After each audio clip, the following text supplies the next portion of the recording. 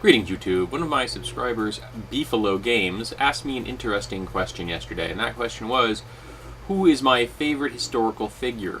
Now, up front, I'd like to apologize, because I'm going to mention two, being me, but both of them are male, and I think that this is a reflection of my own upbringing, and the fact that a lot of female historical figures are invisible, because the people doing the reporting are males, and just didn't record their contributions to society. And so in my upbringing, the two favorite historical figures I can think of are male. So let me get that out there right there.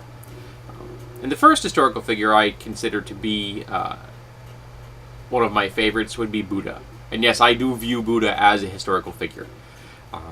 The possibility that Buddha did exist, I think, is fairly strong. And the philosophy that he founded, I think, is profound and very important to us as a species.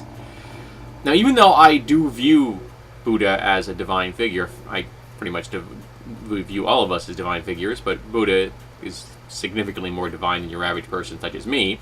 I got a Buddha statue in my kitchen. In fact, I tend to look at Buddhism as a philosophy, because to me, a philosophy is far more inclusive than exclusive.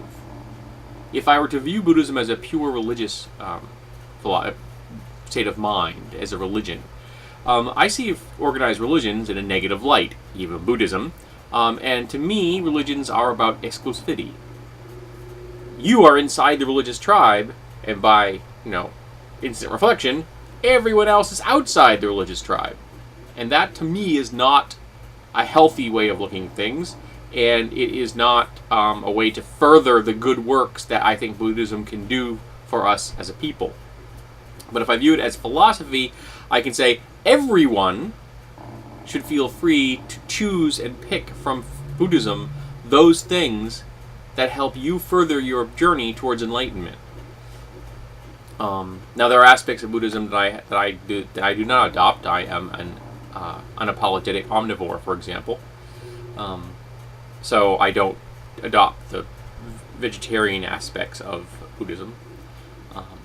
But as far as the Buddha's work on suffering, of acceptance, of the erasing of our ego, so that we come to understand that we are part of a greater thing, that we are all equals, that each of us is equally divine, and we are all on the same journey. We are all striving towards enlightenment in our own way, and that those who have not gotten as far as us, or those who have gotten farther than us, it does not mean that we cannot go further, or we cannot help those who have not gone as far. So that, to me, is a really important thing. I'm not a Buddhist scholar. I make no claims. I have read up on Buddhism. I have contemplated Buddhism. I have contemplated the nature of suffering. Just this past week, I have been contemplating the nature of ego, and coming to the state of mind to understand that even though my anxiety and my depression pushes me to see every single thing that I encounter as how it affects me, it isn't about me. That I am just part of everything else. And changing my point of view to understand that I am just part of everything else, and that it is not about me, is an important step in my path towards enlightenment. It gets things out of my way. And Buddhism has helped me in that. So has cognitive behavior therapy. I recommend both. So I would have to say that of the two historical figures I'm going to mention, and again, like I said, it's me, I can't make just one choice, Buddha is one of them. Now, on the completely other end of the spectrum,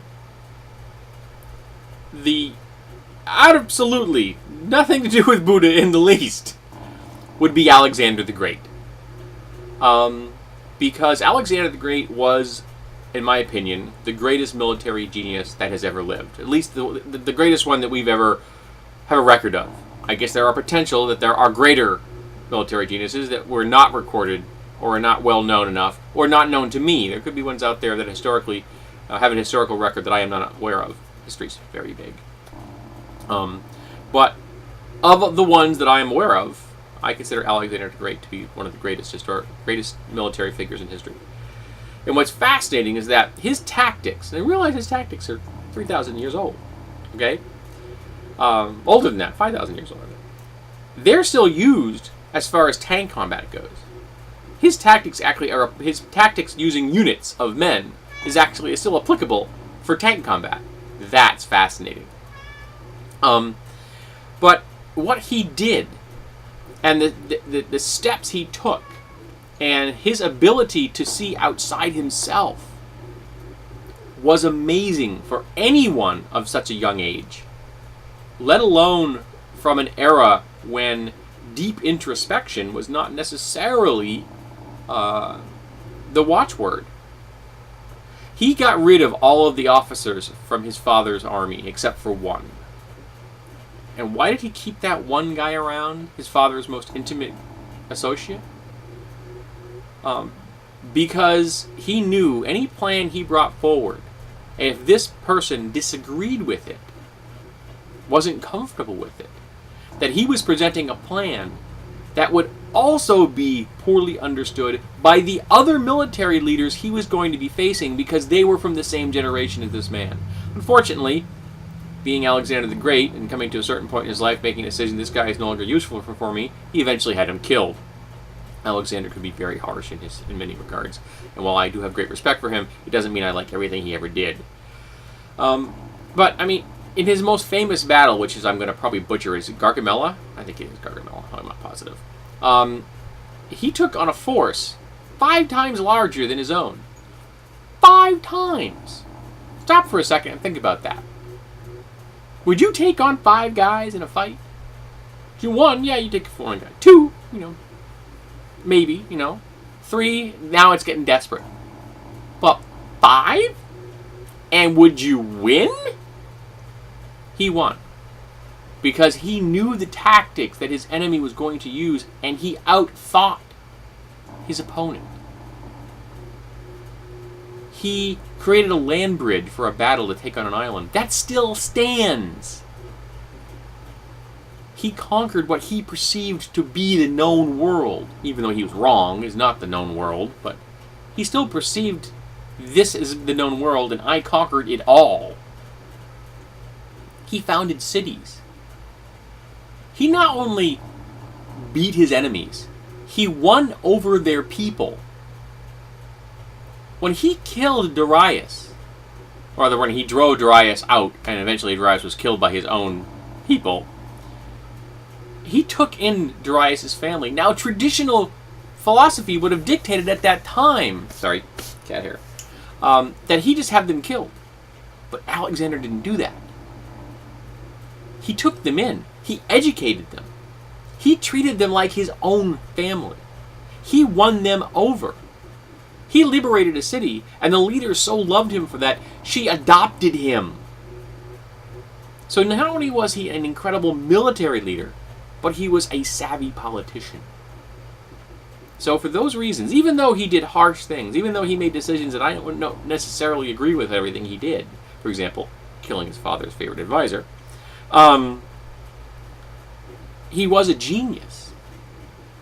And even I'm not ignoring the negatives, but when it comes to a military leader succeeding at their task, I have to give respect, the ultimate respect, to Alexander for having the drive and the cold-hearted stick-to-itiveness, the desire to be the best there was in the world.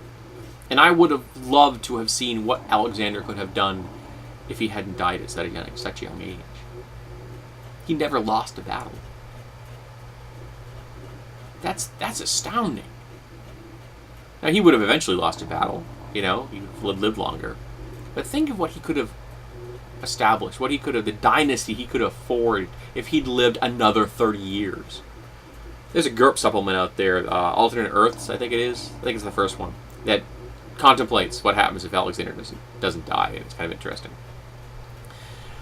But those are my 2 favorite historical figures. So I hope that answers Beefalo Games' question. I gave him a short answer to that already, and I thought I would elaborate in a video because it's a good topic, and I'm always looking for good video topics, seeing as I do this every day. So, I'm asking my viewers, who are your favorite historical figures? Male, female, just one, as many as you can think of. If you have just one, cool. I just couldn't narrow it down to just one. Even though my two choices are vastly different and for very significant reasons.